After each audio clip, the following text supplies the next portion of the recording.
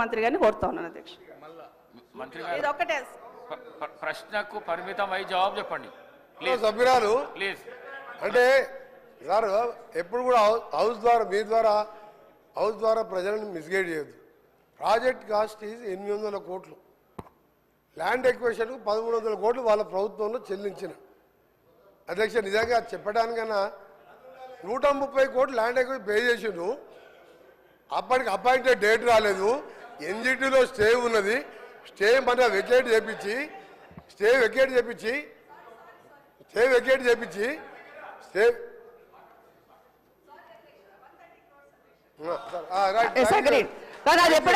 ఎప్పుడు చేస్తున్నారు సార్ అది చెప్పాలి అధ్యక్ష.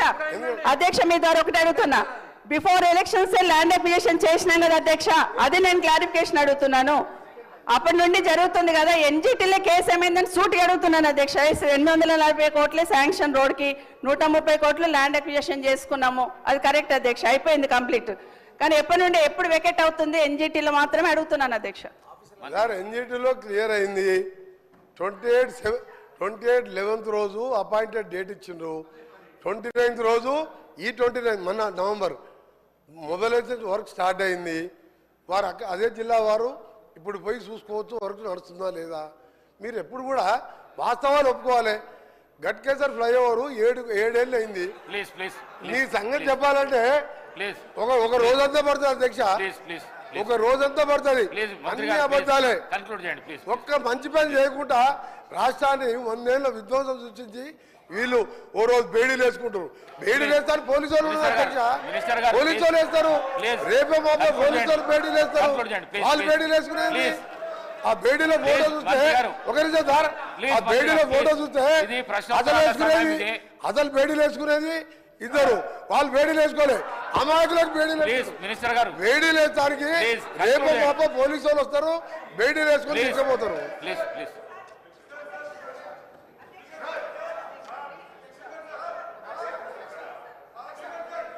హరీష్ రావు గారు దయచేసి మీ ద్వారా అఫ్ కోర్స్ మీరు కూడా 2 సార్లు నేమ్ చేసిండ్రు. ఒక మంత్రిని స్పీకర్ గారు నేమ్ చేసే పరిస్థితి వచ్చిందంటేనే ఆ మంత్రి అవమానంగా ఫీల్ కావాలి. ఎందుకంటే ఎలియే మినిస్టర్ పోయి పక్కన కూర్చొని అంగిబట్టి గుంజినా కూర్చుంటలేడు ఆయన పరిస్థితి అది. అయితే విషయం ఏంటంటే ఆయన ఇందాక ఎలియే మినిస్టర్ గారు డైరెక్ట్గా ఎవరి మీద ఆరోపణలు చేయొద్దని రూల్ బుక్ తెచ్చి చూపించాడు. ఇప్పుడు మంత్రి గారు లేచి కాళేశ్వరం కమిషను హరీష్ రావు అని చెప్పి మరి నా మీద ఆరోపణలు చేసిండు కదా. శుద్ధులు నాకే చెప్పడం కాదు, శుద్ధులు అందరికీ చెప్పడం కూడా శ్రీధర్ బాబు గారు నేర్చుకోవాలి. ఇప్పుడు ఆ విషయం కూడా మంత్రి గారు నా మీద చేసిన ఆరోపణల మీద చర్చ పెట్టండి, ఆన్సర్ ఇస్తా. మరి ఆయన వెంకటరెడ్డి గారి కమిషన్ లిస్టు చదవమంటే నేను చదువుతా. కాకపోతే నాకు విజ్ఞత ఉంది, నోటీస్ ఇచ్చి చదువుతా.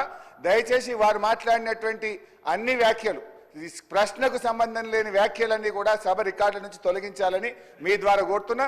శ్రీధర్ బాబు గారు మా గురించే లేచి చెప్పడం కాదు, మీ మంత్రులు మీ సభ్యులు తప్పు చేసినప్పుడు కూడా మీరు లేచి చెప్పడం మీ బాధ్యత.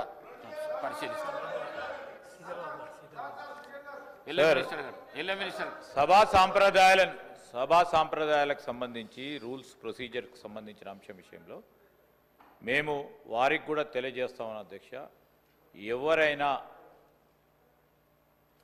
రూల్స్కి కానీ ప్రొసీజర్స్ కానీ కన్వెన్షన్స్ కానీ విరుద్ధంగా పోతే తప్పకుండా మీరు వారిపైన చర్య తీసుకునే అధికారం ఉంది. ఎవరు అయినా కూడా అస్పర్షన్ చేసినా తప్పకుండా రికార్డులను తొలగించండి అధ్యక్ష. మేము కూడా ఖచ్చితంగా కూడా దానిపైన నిలబడతాం. ఎందుకంటే సభా సాంప్రదాయాలను పాటించాలి, డెమోక్రటిక్ స్పిరిట్తోనే ముందుకెళ్తామని నేను గౌరవ సభ్యులు హరీష్ రావు గారికి కూడా తెలియజేస్తాను.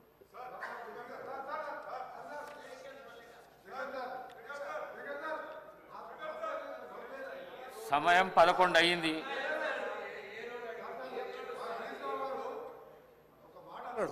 దానికి ఒక్కటే సమాధానం ఎక్కువ ఆయన ప్రతిపక్ష నాయకుడు మాట్లాడేవాళ్ళని ఈ పిల్లలతో ఏం మాట్లాడతాను సార్? ఈ పిల్లలతో మేమే మాట్లాడు సార్.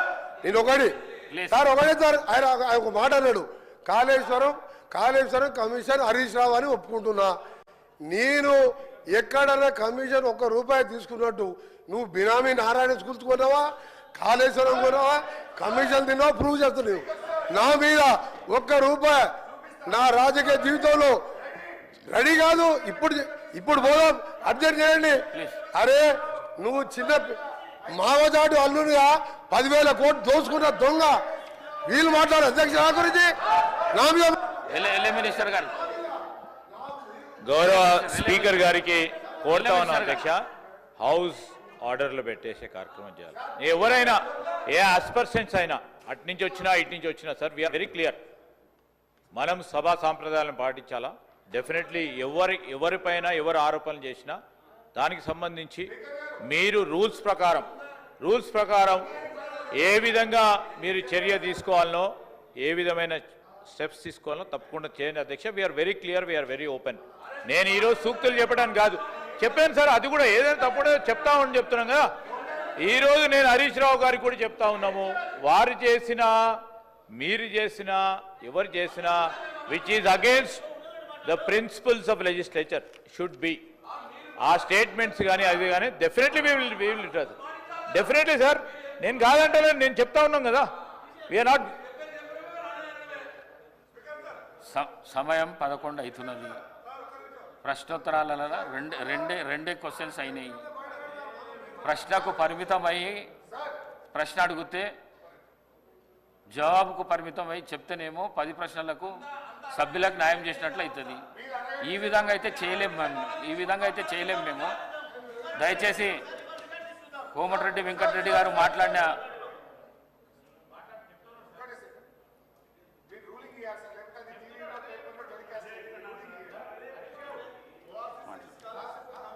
స్పీకర్ సార్, నాది ఒక్కటే రిక్వెస్ట్ మీది, దయచేసి మీరు ఇక్కడ రూలింగ్ ఇస్తేనే సభ రికార్డు నుంచి తొలగిస్తున్నామంటే అది టీవీలో పేపర్లలో టెలికాస్ట్ కాదు, అదర్వైజ్ ఇబ్బంది అవుతుంది.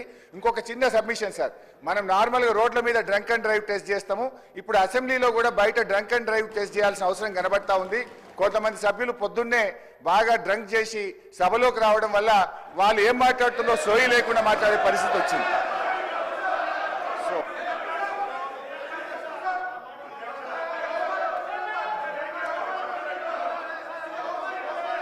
కూర్చో, నువ్వు కూర్చో. మంత్రి గారు గౌరవ పొంగులేటి శ్రీనివాసరెడ్డి గారు నువ్వు కూర్చో.